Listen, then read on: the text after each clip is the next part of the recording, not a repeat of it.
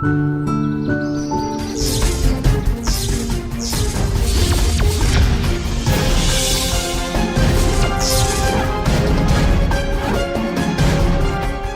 Friends, welcome to Sham institute current affairs weekly round off. జనవరి 24 నుండి జనవరి 30, 2022లో ఈ ఒక 1 వీక్లో జరిగినటువంటి కరెంట్ అఫైర్స్ పైన ఒక మల్టిపుల్ చాయిస్ క్వశ్చన్స్ని వాటికి ఆన్సర్స్ని డిస్కస్ చేద్దాం. ఇందులో మొదటి ప్రశ్న, which of the following word declared by Oxford children's as word of the year 2021. Oxford children's చేత మరి వర్డ్ ఆఫ్ ది ఇయర్గా 2021గా ప్రకటించబడేటువంటి ఆంగ్ల పదం ఏదన్నాడు అంటే, ఇప్పుడు మనకి వివిధ డిక్షనరీస్ అనేది మనకి నిఘంటువులు అని చెప్పేసి అంటే అవి ఏం చేస్తున్నాయంటే వారు ఏ పదాన్ని ఎక్కువగా సెర్చ్ చేస్తున్నారని చెప్పేసి అక్కడ వర్డ్ ఆఫ్ ద ఇయర్గా ప్రకటిస్తూ ఉంటుంది. మరి ఇక్కడ Oxford children's dictionary word of the ఇయర్గా దేన్ని ప్రకటించింది అనేది క్వశ్చన్. 4 ఆప్షన్లు ఏంటంటే ఇక్కడ quarantine, Omicron, delta, anxiety. So మనకి ఈ వర్డ్స్ అనేది కూడా క్వారంటైన్ తెలుసు మనకి, ఇక్కడ కరోనా వచ్చినప్పుడు క్వారంటైన్లో ఉంటున్నారని చెప్పి అడుగుతుంటున్నారు. ఒమిక్రాన్ అంటారు, అంటే క్వారంటైన్ అనే పదాన్ని ఎక్కువ అలా సందర్భంలో ఎక్కువ వాడుతూ ఉంటాం. సో కరోనా డిటెక్ట్ అయినప్పుడు సో క్వారంటైన్లోకి ఐసోలేషన్లోకి వెళ్ళారని చెప్పేసి ఒమిక్రాన్. సో ఇటీవల మరి గుర్తించబడ్డ కరోనా వేరియంట్లో ఒమిక్రాన్ ఒకటి దక్షిణాఫ్రికాలో, తర్వాత బోట్స్వాన్లో గుర్తించబడి ప్రపంచవ్యాప్తం అయిపోయింది. డెల్టా ఒమిక్రాన్ కన్నా ముందున్న కరోనా వేరియంట్. సో ఇప్పుడు రెండు కలిసి ఒమిక్రాన్, డెల్టా కలిసి ఇప్పుడు డెల్టా క్రాన్ అని చెప్పేసి సైప్రస్ దేశంలో తొలిసారిగా డిటెక్ట్ కాబడింది, అది కూడా కరోనా వేరియంట్. ఇంకోటి యాంగ్జైటీ, తెలుసుకోవడం, ఆందోళన, ఇలాంటివి వచ్చేస్తుంటాయి. సో మరి ఇక్కడ మరి చిల్డ్రన్స్ వర్డ్ ఆఫ్ ద ఇయర్గా ఆక్స్ఫర్డ్ డిక్షనరీ వాళ్ళు ఏది ప్రకటించారంటే దట్ ఈస్ ద యాంగ్జైటీ అండి. ఏదని యాంగ్జైటీ ఈజ్ అ వర్డ్. ఓకేనా, అది జనరల్గా వాటిపైన మనం ఫోకస్ చేస్తాం, బట్ రైట్ ఆన్సర్ వచ్చేసేదండి anxiety. Netaji award for 2022 by Netaji award for 2022 by Netaji research bureau. Netaji research bureau ఇచ్చే నేతాజీ పురస్కారాన్ని 2022 సంవత్సరానికి ఎవరు పొందారనేది క్వశ్చన్. మన ఫ్రెండ్స్ మనందరూ కూడా తెలుసు, జనవరి 23న మనము ఒక నేతాజీ సుభాష్ చంద్రబోస్ జయంతిని జరుపుకుంటున్నాం. మనమైతే మన భారత ప్రభుత్వం అయితే జాతీయ పరాక్రమ దినోత్సవం జరుపుకుంటున్నాం. అయితే కోలకత్తా కేంద్రంగా ఉన్నటువంటి నేతాజీ రీసెర్చ్ బ్యూరో సంస్థ ఈ యొక్క అవార్డు ఇస్తుంది, నేతాజీ పురస్కారాన్ని అదే రోజున. మరి ఈసారి ఎవరికి ఇచ్చింది? Fumio Kishida, Joko Widodo, Shinzo Abe, Scott Morrison అన్నదని. ఇక్కడ ఫుమియో కిషిదా అంటే ప్రజెంట్ జపాన్ ప్రధానమంత్రి, జోకో విడోడో అంటే ఇండోనేషియా ప్రధానమంత్రి, అండ్ షింజో అబే జపాన్ మాజీ ప్రధానమంత్రి, స్కాట్ మోరిసన్ అనేది వారు ఆస్ట్రేలియా ప్రస్తుత ప్రధాని. ఇక రైట్ ఆన్సర్ వచ్చేసి జపాన్ మాజీ ప్రధాని అయినటువంటి షింజో అబేకి అవార్డు అనేది ఇవ్వడం జరిగిందనమాట. ఓకేనా, అదొక ఇంపార్టెన్స్గా చూసుకోవాలి. ఓకేనా, మనకి షింజో అబేకి. సో జపాన్కి మన భారత్కి ఎంతో ఒక సంబంధాల అభివృద్ధిలో విశేషమైన కృషి చేయడం జరిగింది షింజో అబే. అంతేకాకుండా జపాన్కి నేతాజీ సుభాష్ చంద్రబోస్ గారు కూడా కొంచెం సంబంధం ఉన్న పరిస్థితి మనకు తెలుసు. ఎన్నోసార్లు మనకి ఇది కూడా ఇప్పుడు ఈ మధ్యలో న్యూస్లో ఉంది. ఏముందంటే న్యూస్లో మనకి ఓకేనా, నేతాజీ సుభాష్ చంద్రబోస్ 1897 జనవరి 23న జన్మించడం జరిగింది. ఓకేనా, వీరు వివాదాస్పదంగా అంటే అదృశ్యమయ్యారని చెప్పేసి ఇలా కొన్ని కామెంట్స్ వచ్చిన తర్వాత అప్పుడు భారత ప్రభుత్వం ముఖర్జీ కమిషన్ ఏర్పాటు చేసింది. తర్వాత 2016లో నేషనల్ ఇన్వెస్టిగేషన్ ఏజెన్సీ వాళ్ళైతే వీరు నేతాజీ సుభాష్ చంద్రబోస్ గారు 1945 ఆగస్టు 18న తైవాన్ రాజధాని తైపేలో జరిగిన విమాన ప్రమాదంలో మరణించారని చెప్పేసి ఒకటి ఇవ్వడం జరిగిందనమాట, డిక్లరేషన్. ఎవరు?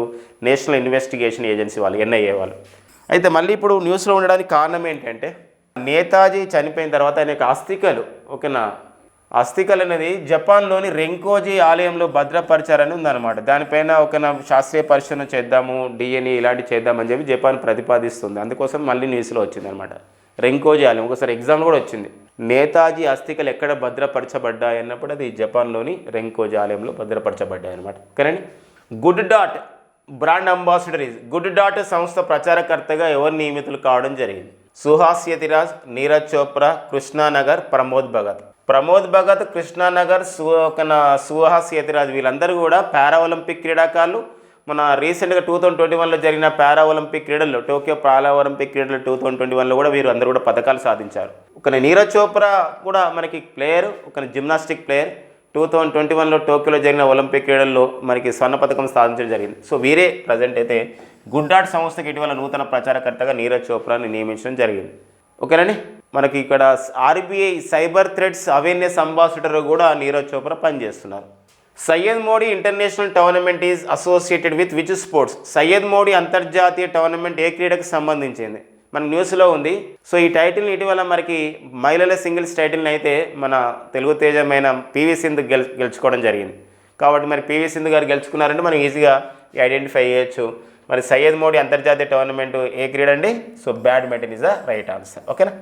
జాతీయ ఓటర్ల దినోత్సవాన్ని ఏ రోజు నిర్వహిస్తారు? సో వెరీ ఇంపార్టెంట్ అండి ఈసారి. జనవరి 24, జనవరి 25, 26, 23 జనవరి. National voters day celebrated on. So జనవరి 24 ఒకనా ఏంటి ఇది? మనకి జాతీయ బాలికల దినోత్సవం అండి. మనం ఒక జాతీయ బాలికల దినోత్సవం జరుపుకుంటాం. జనవరి 23 వచ్చేసి మనకి ఇంతలో చెప్పుకున్నాం, మన నేతాజీ సుభాష్ చంద్రబోస్ జయంతిని ఎలా జరుపుకుంటున్నాం? జాతీయ పరాక్రమ దినోత్సవం జరుపుకుంటున్నాం. సో జనవరి 26 రిపబ్లిక్ దినోత్సవం. జనవరి 25 ఇస్ ద రైట్ ఆన్సర్. జాతీయ ఓటర్ల దినోత్సవం జరుపుకుంటున్నామండి. ఓకేనా. 2010లో ప్రకటించారు. 2011 నుండి ప్రతి సంవత్సరం కూడా నిర్వహిస్తున్నాము. ఒక భారత ఎన్నికల సంఘానికి 60 సంవత్సరాల సందర్భంగా అప్పటి నుండి నిర్వహిస్తున్నాం. ఇది 12వ మనం 2022లో నిర్వహించింది 12వ భారత జాతీయ ఓటర్ల దినోత్సవం అనమాట. దీనికి ఒక ఇతివృత్తం ఇచ్చారు. ఇతివృత్తం చూద్దాం. సో ఇతివృత్తం వచ్చేసి ఏదంటే జాతీయ ఓటర్ల దినోత్సవ ఇతివృత్తం 2022 జాతీయ ఓటర్ల దినోత్సవ ఇతివృత్తం జనవరి 25 జాతీయ ఓటర్ల దినోత్సవ ఇతివృత్తం making elections inclusive, accessible and participative. Making elections inclusive, accessible and participative అండి. ఓకేనా. ఇది అంటే అందరూ ఎలక్షన్స్ పాల్గొనాలి అండ్ అంతేకాకుండా సమీకృతంగా ఎందుకోసం ప్రజాస్వామ్యం విజయవంతమయ్యేది ఈ సందర్భం ఉంటుంది కాబట్టి అది ఆ యొక్క ఇతివృత్తం ఇవ్వడం జరిగింది. ఈసారి ఇంకా మనం చూసుకోవాల్సిన అవసరం ఉంటుంది. ఎందుకోసం ఇప్పుడు 5 రాష్ట్రాల్లో శాసనసభ ఎన్నికలని షెడ్యూల్ని ప్రకటించింది మన భారత ఎన్నికల సంఘం అయితే. ఉత్తరప్రదేశ్, ఉత్తరాఖండ్, పంజాబ్, గోవా అండ్ మణిపూర్. ఆ రాష్ట్ర శాసనసభలకి ఒక ఎన్నికలు జరుగుతున్నాయి అన్నమాట. త్వరలో మనకి 7 దశలు జరగబోతుంది. ఓకేనా. ఇక నెక్స్ట్ అండి, which of the following organisation developed RT-PCR kit for omicron is Om? Om అనే పేరుతో ఒమిక్రాన్ నిర్ధారణకి RT-PCR కిట్ని తయారు చేసిన సంస్థ ఏది? NAL సంస్థన అంటే నేషనల్ ఏరోస్పేస్ ల్యాబొరేటరీ సంస్థన, CCMB centre for cellular and molecular బయాలజీయా, IICT Indian institute of the chemical టెక్నాలజీనా, CDRI సెంట్రల్ డ్రగ్ రీసెర్చ్ ఇన్స్టిట్యూట్నా? సో రైట్ ఆన్సర్ వచ్చేసి ఏంటంటే లక్నో కేంద్రంగా పనిచేస్తున్నటువంటి CSIR అనుబంధంగా కొనసాగుతున్నటువంటి council of the scientific industrial research సంస్థ CDRI ఈ యొక్క RT-PCR కిట్ ఒమిక్రాన్కి నిర్ధారణ చేయడానికి ఓమ్ అనే పేరుతో ఒక కిట్ని తయారు చేసింది అనమాట. ఇప్పుడు మనం ర్యాట్ పరీక్ష చేస్తున్నాం కదా, ఇప్పుడు ర్యాట్తో పాటు అంటే కరోనా నిర్ధారణకి. సో ఇప్పుడు ఒమిక్రాన్ నిర్ధారణకి ఇట్లా ఒక ఓమ్ అనే పేరుతో ఇది తయారు చేసింది అనమాట. ఎవరు? CDRI వాళ్ళు. ఓకేనా. ఓమ్. RT-PCR అంటే reverse transcription polymerase chain reaction అని చెప్పేసి అంటాం. RT-PCR reverse transcription polymerase chain reaction. Which of the 2 states jointly constructing Adibadri డ్యామ్ను సంయుక్తంగా నిర్మిస్తున్న రాష్ట్రాలు? అంటే ఒక సరస్వతి నది పైన ఈ యొక్క ఆదిబద్రి డ్యామ్ను నిర్మిస్తున్నారు అనమాట. ఏ 2 రాష్ట్రాలకు బెనిఫిట్ అంటే ఇక్కడ మరి హర్యానా, హిమాచల్ ప్రదేశ్, హర్యానా పంజాబ్, హర్యానా రాజస్థాన్, హిమాచల్ ప్రదేశ్, ఉత్తరాఖండ్ అన్నారు. సో ఏ 2 రాష్ట్రాలు ఇక్కడ ఈ యొక్క ప్రాజెక్ట్ నిర్మిస్తున్నాయి, బెనిఫిట్ పొందబోతున్నాయి అంటే హర్యానా, హిమాచల్ ప్రదేశ్. సో ఆయా రాష్ట్రాల ముఖ్యమంత్రులు ఈ యొక్క అవగాహన ఒప్పందం అనేది చేసుకోవడం జరిగింది. ఆదిబద్రి డ్యామ్. జాతీయ ఎన్నికల సంఘంను ఏ సంవత్సరంలో ఏర్పాటు చేశారు? National election commission set up in 1949, 1950, 1960, 1954. సో ఇంతపై డిస్కస్ చేశాం. జనవరి 25. సో జనవరి 25, 1950 ఇది ప్రారంభించారు. ఇది అందుకే మనం జాతీయ ఓటర్ల దినోత్సవం జనవరి 25 నిర్వహిస్తున్నాం. ఇంకొక ఇంపార్టెన్స్ కూడా ఉంది. జనవరి 25 జాతీయ పర్యాటక దినోత్సవం కూడా జరుపుకుంటున్నాం. అయితే మరి 1950 ఈజ్ ద రైట్ ఆన్సర్ అండి. ఇక్కడ జాతీయ ఎన్నికల సంఘంను ఏ సంవత్సరంలో ఏర్పాటు చేశారంటే 1950. అందుకే ఎన్నికల సంఘం హెల్ప్లైన్ నెంబర్ కూడా 1950గా ఉంటుంది. మన దేశ తొలి ప్రధాన ఎన్నికల కమిషనర్గా పనిచేసిన వారైతే ఎవరండి? సుకుమార్ సేన్ అనేవారు మన దేశానికి తొలి ప్రధాన ఎన్నికల కమిషనర్. ప్రస్తుత ప్రధాన ఎన్నికల కమిషనర్గా పనిచేస్తున్న వారు, మన భారత ప్రధాన ఎన్నికల కమిషనర్గా పనిచేస్తున్న వారు ఎవరండి? Sushil Chandra. The number of Padma awardees for 2022 announced by government of India.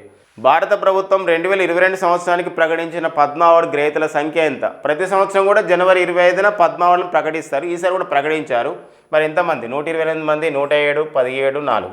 Right answer ఏం తెలుసా అండి? 128 మంది. సో 128 మందికి ప్రకటించారు. అదొక ఇంపార్టెన్స్. అంటే ఇద్దరికి ప్రకటించినా ఒకరికనే తీసుకోవాలి అక్కడ. మన ఇప్పుడు doctor Krishna Ella and Suchitra ఎల్లా గారికి వచ్చింది, సంయుక్తంగా వచ్చింది మన భారత్ బయోటెక్ ఇంటర్నేషనల్ సంస్థకు చెందిన వారికి. కానీ వీరికి ఒకటే అవార్డుగా చూసుకోవాలి, పద్మభూషణ్ అని. ఓకేనా. అట్లా సో ఇందులో అయితే పద్మశ్రీ అంటే మొత్తం పద్మవాళ్ళు 3 విభాగాలు ఉంటాయి కదా కేటగిరీలలో. పద్మశ్రీ అయితే 107 మందికి ఇచ్చారు. పద్మభూషణ్ అయితే 17 మందికి ఇచ్చారు పద్మభూషణ్. అండ్ పద్మ విభూషణ్ వచ్చేసి ఎంతమందికి ఇచ్చారంటే పద్మ విభూషణ్ 4 ఇచ్చారండి మొత్తం ఇలా. సో ఎంతమందికి వచ్చి చూసారా ఇలా మొత్తం 128 మందికి వచ్చింది అనమాట. ఓకేనా. మహిళలు వచ్చేసి 34 మందికి ఇచ్చారు అలా. ఓకేనా. Padmaja Reddy got Padmashri award for 2022 by government of India. ఓకేనా. ఇన్ విచ్ కేటగిరీ అంటే ఏ ఫీల్డ్లో ఆమె సేవ చేసినందుకు పద్మశ్రీ అవార్డు ఇచ్చారు. ఎవరికి? పద్మజారెడ్డి గారు. మన తెలుగు రాష్ట్రాలకు చెందినవారు. సో తెలంగాణకు చెందినవారు. అంటే వారు పుట్టడం ఆంధ్రప్రదేశ్, బట్ ఇక్కడ తెలంగాణతో బంధుత్వం ఉంది కాబట్టి వారికి ఇక్కడ తెలంగాణ రాష్ట్ర కేటగిరీ నుండే వీరికి ఇవ్వడం జరిగింది. మరి పద్మజారెడ్డి గారు ఏ సంబంధించినటువంటి రంగానికి ఫేమస్ అన్నప్పుడు కూచిపూడి డ్యాన్సా, పొలిటీషియనా, సివిల్ సర్వెంటా, అగ్రికల్చర్ అన్నారు. రైట్ ఆన్సర్ ఏంటంటే వీరు ఫేమస్ కూచిపూడి డాన్సర్ అండి. ఫేమస్ కూచిపూడి నృత్యకారిణి. Vandana Kataria who got Padmashri award for 2022 is associated with which sports. 2022 సంవత్సరానికి పద్మశ్రీ అవార్డు పొందినటువంటి వందనా కటారియా ఏ క్రీడకు చెందినవారు? Badminton, para shuttler, para javelin and hockey. So right answer వచ్చేసేదండి హాకీ క్రీడాకారిణి. సో వీరు ఒక భారత మహిళల హాకీ టీంలో సభ్యురాలుగా ఉన్నారు.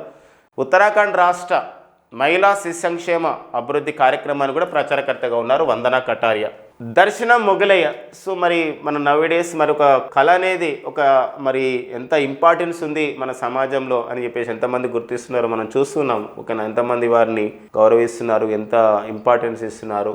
సో మనం చూసాం వారే మొగలయ్య, దర్శనం మొగలయ్య. మరి భీమ్లా నాయక్ అనే సినిమాల టైటిల్ సాంగ్లో కొద్దిసేపు ఉన్న సంబంధించినటువంటి ఆయన మరి ఎంతో ఫేమస్ కావడం జరిగింది. ఆ కళ గురించి తెలిసింది. ఒక 12 మెట్ల కిన్నెర అంటే ఏంటి తెలిసింది. ఆ యొక్క సంగీత వాయిద్యం మనకు తెలిసింది. సో దీనివల్ల మరి దర్శనం మొగలయ్య అండి వారు, నాగర్ కర్నూలు జిల్లాకు చెందినవారు. Darshanam Mogulaiah who got Padmashri award for 2022 is belongs to which of the following district in Telangana. Question కూడా వచ్చేసింది. 2022 సంవత్సరానికి పద్మశ్రీ అవార్డు పొందిన దర్శనం మొగలయ్య తెలంగాణలో ఏ జిల్లాకు చెందినవారు? సో ఆల్రెడీ డిస్కస్ చేసాం. సో రైట్ ఆన్సర్ వచ్చేసిందండి నాగర్ కర్నూలు జిల్లా. Transparency international report 2021 the rank of India in corruption perception index 2021. Transparency international ప్రకటించిన అవినీతి అంచనా సూచీలో 2021లో భారత్ యొక్క స్థానం ఎంత? మొత్తం 180 దేశాలకు తీశారు. ఓకేనా. డెన్మార్క్, ఫిన్లాండ్, ఓకేనా, న్యూజిలాండ్ ఇలాంటి దేశాలు మొదటి స్థానంలో నిలిచాయి. అయితే మరి భారతదేశ స్థానం అన్నాడు 140, 180, 27, 85 అన్నాడు. రైట్ ఆన్సర్ వచ్చేసి ఏంటంటే భారతదేశం యొక్క స్థానం ఎంత అంటే 85వ స్థానం అండి. భారతదేశం 85వ స్థానం నిలిచింది. పాకిస్తాన్ అయితే 140వ స్థానం నిలిచింది. సో 180వ స్థానం నిలిచిన దేశం అయితే దక్షిణ సూడాన్. కాబట్టి రైట్ ఆన్సర్ ఏంది ఇక్కడ మన భారతదేశం అవినీతిలో అవినీతి అంచెల్లో 85వ స్థానం నిలిచిందనమాట. 4వ ఆసియా మంత్రుల స్థాయి టైగర్ కన్జర్వేషన్ కాన్ఫరెన్స్ 2022 ఎక్కడ జరిగింది? 4th Asia ministerial conference on tiger conservation 2022 is held in Malaysia, India, Taiwan, Russia. So right answer వచ్చేసి మలేషియాలో జరిగిందండి. ఎందుకోసం అంటే ఇక్కడ పులుల సంరక్షణ విషయంలో ఎలాంటి చర్యలు చేపట్టాలని చర్చించడం జరిగింది. National tourism day is celebrated on. జాతీయ పర్యాటక దినోత్సవాన్ని ఎప్పుడు నిర్వహించారు? జనవరి 23, జనవరి 24, జనవరి 25, జనవరి 26. సో ద రైట్ ఆన్సర్ వచ్చేసి ఇక్కడ జనవరి 25 అండి. జనవరి 25 సో జాతీయ పర్యాటక దినోత్సవం. ఈ సందర్భంగా మనం గుర్తుపెట్టుకోవాలి సెప్టెంబర్ 27 అంతర్జాతీయ పర్యాటక దినోత్సవం. United nations world tourism Organisation వచ్చేసి ఐక్యరాజ్య సమితి ప్రపంచ పర్యాటక సంస్థ వచ్చేసి ప్రధాన కార్యాలయం ఎక్కడుందంటే స్పెయిన్ రాజధాని మ్యాడ్రిడ్లో ఉంది. ఈసారి ఇంకో ఇంపార్టెన్స్ ఉంది. 2021 సంవత్సరానికి united nations world tourism organization చేత వరల్డ్ టూరిస్ట్ విలేజ్ అవార్డుని అంటే ప్రపంచ పర్యాటక గ్రామం అవార్డు పొందినటువంటి గ్రామము సో తెలంగాణలోని బోధాన్ పోచంపల్లికి అవార్డు పొందడం జరిగింది. సో అదొక importance. The winner of the 9th national women ice hockey championship 2022 9వ జాతీయ మహిళల ఐస్ హాకీ ఛాంపియన్షిప్ 2022 విజేత ఎవరు ఉన్నారు? Ladakh, Himachal Pradesh, Chandigarh, ITBP. Right answer వచ్చేసి ఇక్కడ హిమాచల్ ప్రదేశ్లో ఈ టోర్నమెంట్ జరిగింది ఐస్ హాకీ టోర్నమెంట్. కానీ ఏ టీం గెలిచిందంటే లడఖ్ మహిళల టీం గెలిచింది ఈ టోర్నమెంట్ని. Ellyse Perry is associated with which sports? Ellyse Perry ఏ క్రీడకు చెందినవారు? Hockey, gymnastics, badminton, cricket. So very important అండి. ఈ ఎలిస్ ఫెర్రీ యాక్చువల్గా ఏంటంటే వీరికి ఒక ఇంపార్టెన్స్ ఉంది. మనకి ఎందుకు ఇంపార్టెన్స్ ఇచ్చారంటే ఇప్పుడు స్మృతి మందాన. సో మనకి అందరికి తెలుసు మరి స్మృతి మందాన మన భారత పేరు మోసినటువంటి మహిళా క్రికెటర్. వీరికి ICC women cricketer of the year award వచ్చింది. ఇది వరుసగా అంటే 2018లో వచ్చింది, మళ్ళీ 2021 సంవత్సరానికి వచ్చింది. అంటే 2 సార్లు ఈ అవార్డు పొందింది. ఇలా 2 సార్లు అవార్డు పొందిన వాళ్ళు, అంటే ఐసీసీ చేత, ఇంటర్నేషనల్ క్రికెట్ కౌన్సిల్ చేత 2 సార్లు అవార్డు పొందినటువంటి తొలి మహిళ ఎలిస్ ఫెరియా కాగా రెండవ మహిళ స్మృతి మందాన. కాబట్టి ఏ క్రీడ అవుతుందండి? Cricket. ICC international cricket council ప్రధాన కార్యాలయం వచ్చేసి దుబాయ్లో ఉంది. ఐసీసీకి ప్రెసిడెంట్ చైర్మన్ వచ్చేసి గ్రేగ్ బార్క్లీ. సో మనకి the new name of the Lucknow IPL team is, Lucknow IPL team యొక్క కొత్త పేరు ఏమిటి అన్నాడు? Lucknow Giants, Lucknow super Giants, Lucknow Risers, Lucknow chargers అని చెప్పేసి ఉందండి. సో ఇక ఇంపార్టెంట్ చూడండి, మరి ఇక్కడ లక్నో ఐపీఎల్ టీం యొక్క కొత్త పేరు ఏంటి? సో రైట్ ఆన్సర్ వచ్చేసి ఇక్కడ ఏంటంటే లక్నో సూపర్ జాయింట్స్ అండి. Lucknow super joints. ఇప్పుడు గతంలో అయితే 8 టీంలు ఉన్నాయి ఐపీఎల్, ఈసారి మరో 2 వచ్చినాయి అనమాట. లక్నో ఒకటి వచ్చింది అండ్ అహ్మదాబాద్ ఒకటి వచ్చింది. మొత్తం 10 టీంలు ఆడతాయి. ఇది లక్నో సూపర్ జాయింట్స్. ఆర్పిఎస్జి అంటే మనకు ఒక group ball, RPSG group ball దీన్ని నిర్వహిస్తున్నారు అనమాట. ఓకేనా. ఇటీవల మరణించిన చరణ్జిత్ సింగ్ ఏ క్రీడకు చెందినవారు? Charanjit Singh who passed away recent associated with which sports? Hockey, football, cricket, badminton. ఎందుకోసం అంటే వీరు మనకి ఒలింపిక్ క్రీడల్లో వీరు కెప్టెన్ కూడా పనిచేశారు. వీరి సారథ్యంలో మనకు ఒకసారి స్వర్ణ పథకం కూడా వచ్చింది. అందుకే ఇతను ఇంపార్టెన్స్ ఉంది. ఇటీవల మరణించారు అతను. మరి ఇతను ఏంటంటే హాకీ క్రీడకు చెందినవారు చరణ్జిత్ సింగ్ అండి. ఇతను హాకీ క్రీడాకారుడు. చరణ్జిత్ సింగ్ చన్నీ అంటే మళ్ళీ పంజాబ్ ముఖ్యమంత్రి అవుతాడు. In which of the following city INS Khukri will be converted as museum recently? Museum or memorial అంటారు. భారత నావికాదళం చేత విధుల నుండి ఇటీవల నిష్క్రమించిన ఐఎన్ఎస్ కుక్రీని క్రింది ఏ నగరంలో మ్యూజియంగా మార్చనున్నారు? Mumbai, Panaji, Visakhapatnam, Diu. So right answer Diu డయ్యూ అండి. దాద్రా నగర్ హవేలీ, డామన్ డయ్యూ యొక్క రాజధాని డయ్యూ. సో అక్కడ దీన్ని ఒక మెమోరియల్గా చేయనున్నారనమాట. ఎందుకోసం అంటే 1989 నుండి 2021 వరకు పనిచేసింది. విధుల్లో నుండి నిష్క్రమించింది అనమాట ఐఎన్ఎస్ కుక్రీ అనే ఓడ. ఓకే, నౌక. Which of the following Indian naval command is conducting Paschim Lehar ఎక్స్పీఎల్ 2022 exercise? ఈ క్రింది భారత నావల్ కమాండ్ పశ్చిమ లేహర్ ఎక్స్పీఎల్ 2022 అనే పేరుతో నావిక విన్యాసాలు నిర్వహించింది. అంటే ఈ నావిక విన్యాసాల్లో త్రివిధ దళాల మధ్య ఎలాంటి సమన్వయం ఉండాలని నిర్వహించారనమాట. ఈస్టర్న్ కమాండా, వెస్టర్న్ కమాండా, నార్త్ ఈస్టర్న్ కమాండా, సదరన్ కమాండ్ అని చెప్పేసి ఉందండి ఇక్కడ. సో రైట్ ఆన్సర్ వచ్చేసి ఇక్కడ చూడండి, రైట్ ఆన్సర్ వెస్టర్న్ కమాండ్ అండి. వెస్టర్న్ కమాండ్ ఇక్కడ మనం ఈజీగా గుర్తుపెట్టుకోవచ్చు. పశ్చిమ కమాండ్ అంటారు కాబట్టి ఇక్కడ వెస్టర్న్ అంటే అట్లా తెలుసుకోవచ్చు అనమాట. The present chairman of the Tata group is, Tata గ్రూప్కి ప్రస్తుత చైర్మన్ ఎవరు? సైరస్ మిస్త్రీ, సైరస్ పునవాలా, థియరీ డిలాపోర్టే, ఎన్ చంద్రశేఖర్. సైరస్ మిస్త్రీ కాదండి వీరు. అండ్ సైరస్ పూనవాలా అంటే వీరు సీరం ఇన్స్టిట్యూట్ ఆఫ్ ఇండియాకు వ్యవస్థాపకుడుగా ఉన్నారు సైరస్ పూనవాలా. థియరీ డిలాపోర్టే అంటే విప్రో సంస్థకు సీఈఓగా పనిచేస్తున్న వారు థియరీ డిలాపోర్టే. సో రైట్ ఆన్సర్ ఏంటంటే ఇక్కడ టాటా గ్రూప్కి, టాటా సన్స్కి చైర్మన్ ఎవరండి? నటరాజ చంద్రశేఖరన్. వీరికి పద్మభూషణ్ అవార్డు కూడా వచ్చింది 2022కి. ఎందుకు ఇంపార్టెన్స్ ఇక్కడ ఉంది అంటే ఇక్కడ మనకి ఇటీవల ఎయిర్ ఇండియా, మన భారత పౌర విమానయాన సంస్థ ఎయిర్ ఇండియాని 18,000 కోట్ల రూపాయలకి కొనుగోలు చేసినటువంటి సంస్థ టాటా సన్స్ వాళ్ళు, టాటా గ్రూప్ వాళ్ళు. సో మరి October 8, 2021 ఈ ఒప్పందం జరిగింది. సో మన రీసెంట్గా January 27, 2022 ఏమైందంటే మొత్తం కూడా ఎయిర్ ఇండియా యొక్క సంబంధించినటువంటి మొత్తం వాడిని ఎవరికి అప్పచెప్పడం జరిగింది అంటే టాటా గ్రూప్కి ఇవ్వడం జరిగింది. అది జరుగుతుంది కాబట్టి ఆ పరిణామాలు ఉన్నాయి కాబట్టి ఇది ఇంపార్టెన్స్ ఇవ్వాలి. The winner of the Asian women hockey cup 2022, Asia మహిళల హాకీ కప్ 2022 విజేత ఎవరు? ఇండియా, జపాన్, చైనా, కొరియా అని ఇచ్చాడు. చైనా, కొరియా అని ఇచ్చారు. ఇక రైట్ ఆన్సర్ చూడండి, ఇది ఎక్కడ జరిగిందంటే మస్కట్లో జరిగింది. ఒమెన్ రాజధాని మస్కట్లో జరిగింది ఈ యొక్క టోర్నమెంటు. సో మనకి ఇక్కడ ఎవరు గెలిచారంటే జపాన్ గెలిచింది. కొరియా, సౌత్ కొరియా రన్నర్అప్గా ఉంది. అంటే విన్నర్ వచ్చేసి జపాన్ అండి, రన్నర్ వచ్చేసి కొరియా. మన భారత్ అయితే 3వ స్థానంలో కాంస్య పథకంతో ఉందన్నమాట. సౌత్యా పునియా కెప్టెన్గా వ్యవహరించారు. Which of the following union ministry launched a book India's women unsung heroes? India's women unsung heroes అనే పుస్తకాన్ని విడుదల చేసిన కేంద్ర మంత్రిత్వ శాఖ ఎవరు? సాంస్కృతిక శాఖ, హోంశాఖ, డిఫెన్స్ అండ్ సామాజిక న్యాయం, సాధికారత శాఖ, సోషల్ జస్టిస్ ఎంపవర్మెంట్. గమనించండి, ఎందుకోసం అంటే మనకు ఆజాదీ కా అమృత మహోత్సవంలో భాగంగా మన 75వ భారత స్వాతంత్ర దినోత్సవం సందర్భంగా మనకి ఎంతోమంది మహిళా నాయకులు ఎంతోమంది ఉన్నారు, వాళ్ళ సంబంధించిన విషయాలపైన ఇవ్వడం జరిగిందనమాట. Unsung India's women unsung heroes అనమాట. ఇందులో మన తెలంగాణకు చెందినటువంటి నిజాంలపైన పోరాటం చేసినటువంటి రజాకార్లపైన పోరాటం చేసినటువంటి మన చాకల ఐలమ్మ గారు కూడా ఇందులో ఉండడం జరిగింది ఆ యొక్క అన్సంగ్ హీరోస్లలో. ఓకేనండి. దుర్గాబాయి దేశ్ముఖ్, పద్మజ నాయుడు ఇలాంటి వాళ్ళందరూ కూడా ఎవరు విడుదల చేశారంటే కేంద్ర సాంస్కృతిక శాఖ ఈ యొక్క పుస్తకాన్ని విడుదల చేసింది. BBV 154 corona nasal vaccine is developing by BBV154 అనే కరోనా నాజల్ వ్యాక్సిన్ అభివృద్ధి చేసిన సంస్థ Cipla, Pfizer, BioNTech, Bharat Biotech అని.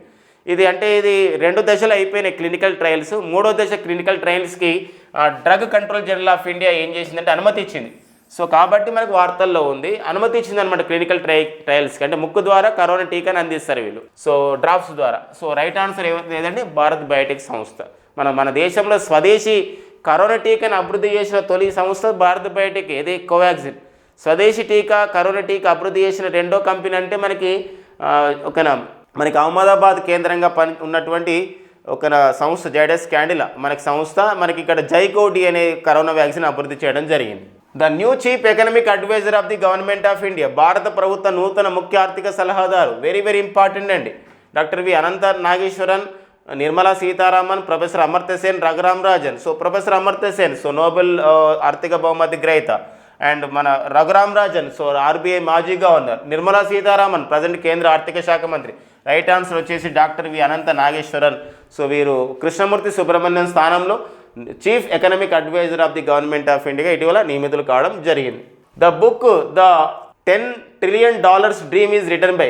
ద $10 trillion డ్రీమ్ అనే పుస్తక రచయిత ఎవరు? Subhash Garg, doctor V Anantha Nageswaran, Krishnamurthy Subramanian, Bibek Debroy. So right answer వచ్చేసి ఏంటంటే సుభాష్ గర్గ్ అండి. సుభాష్ గర్గ్ ఈ పుస్తకాన్ని రాయడం జరిగింది. సో మనం ఇంతపై డిస్కస్ చేసాం మిగతా options. Doctor V Anantha Nageswaran అయితే ప్రజెంట్ కేంద్ర ప్రభుత్వ ముఖ్య ఆర్థిక సలహాదారు. గతంలో పనిచేసిన వారు, ఆ పదవిలో ఆర్థిక సలహాదారుడిగా పనిచేసిన వారు Krishnamurthy Subrahmanyam. Prime minister economic adviser కమిటీకి చైర్మన్గా ఉన్నవారు ఎవరండి? Bibek Debroy. The winner of the Tata steel chess challenges 2022. Tata steel chess Challengers 2022 విజేత ఎవరు? సో మరి సంకల్ప్ గుప్తా, అర్జున్ ఇరిగేసి, భారత్ సుబ్రహ్మణ్యం, మిత్రబా గుహ. వీరందరూ కూడా చెస్లో గ్రాండ్ మాస్టర్ హోదా పొందిన వాళ్ళు. వీళ్ళందరూ కూడా మన రీసెంట్గా అయితే 73వ చెస్ గ్రాండ్ మాస్టర్ హోదాగా మన దేశంలో పొందినవారు భారత్ సుబ్రహ్మణ్యం. కానీ ఇక్కడ రైట్ ఆన్సర్ ఏంటంటే టాటా స్టీల్ చెస్ ఛాలెంజెస్ ఈ ట్రోఫీని గెలిచిన వారు చెస్లో ఎవరండి? Arjun Erigaisi. Which of the following tiger reserve won TX2 award for 2022? 2022 సంవత్సరానికి అంటే 2022 సంవత్సరానికి TX2 అవార్డు పొందిన టైగర్ రిజర్వ్ ఏది? మధుమలై అంటే తమిళనాడులో ఉందండి. గురు ఘాసీదాస్ ఛత్తీస్గఢ్లో ఉంది tiger reserve. Sathyamangalam tiger reserve ఒక తమిళనాడు. జిమ్ కార్బెట్ ఉత్తరాఖండ్ రాష్ట్రంలో ఉంది. మరి ఏ టైగర్ రిజర్వ్ ఈ అవార్డు పొందింది? ఈ అవార్డు ఎందుకు ఇస్తారంటే పులుల సంరక్షణకు కృషి చేసినందుకు ఆ టైగర్ రిజర్వ్ని ఆ విధంగా అక్కడ పనిచేసే సిబ్బందికి ఒక ప్రోత్సాహకంగా ఇస్తారు ఈ అవార్డుని. ఇది వరల్డ్ వైల్డ్ ఫండ్ సంస్థ ఇస్తుంది. వరల్డ్ వైల్డ్ ఫండ్ సంస్థ ఇస్తుందండి. WWF అంటాం, వరల్డ్ వైల్డ్ లైఫ్ ఫండ్ అంట. సో ఈ సంస్థ ఇస్తుంది. ఈసారి ఈ అవార్డుని ఎవరికి ఇచ్చారంటే సత్యమంగళం ఒక టైగర్ రిజర్వ్కి ఇచ్చారనమాట ఈ అవార్డుని. వెరీ ఇంపార్టెంట్ అండి. Government of India started villages of the excellence programme with support of which country? ఈ క్రింది ఏ దేశం మద్దతుతో Bharat villages of the excellence అనే కార్యక్రమాన్ని ప్రారంభించింది? America, Germany, Japan, Israel. Friends గమనించండి ఇక్కడ. సో దేశంలో 150 గ్రామాలని ఒక అభివృద్ధి చేయాలి అత్యాధునిక విషయంలో. అంటే మౌలిక సదుపాయాలు కాదు, జీవనోపాధిని కూడా కల్పించాలి, టెక్నాలజీ పరంగా ఇవన్నీ కూడా అని చెప్పేసి ఈ కార్యక్రమం ప్రారంభించింది. ఏ దేశం సపోర్ట్ చేస్తుందంటే ఇజ్రాయెల్ దేశం సపోర్ట్ చేస్తుందండి. అది ఇంపార్టెంట్. ఇజ్రాయెల్ ప్రజెంట్ అధ్యక్షుడు అయితే మనకు ఒక ఐజాక్ హెర్జోగ్. జపాన్ ప్రధాని అయితే ఫుమియో కిషిదా. జర్మనీ ఛాన్సలర్ అయితే ఓలాఫ్ స్కోల్జ్. అమెరికా అధ్యక్షుడు జో బిడెన్.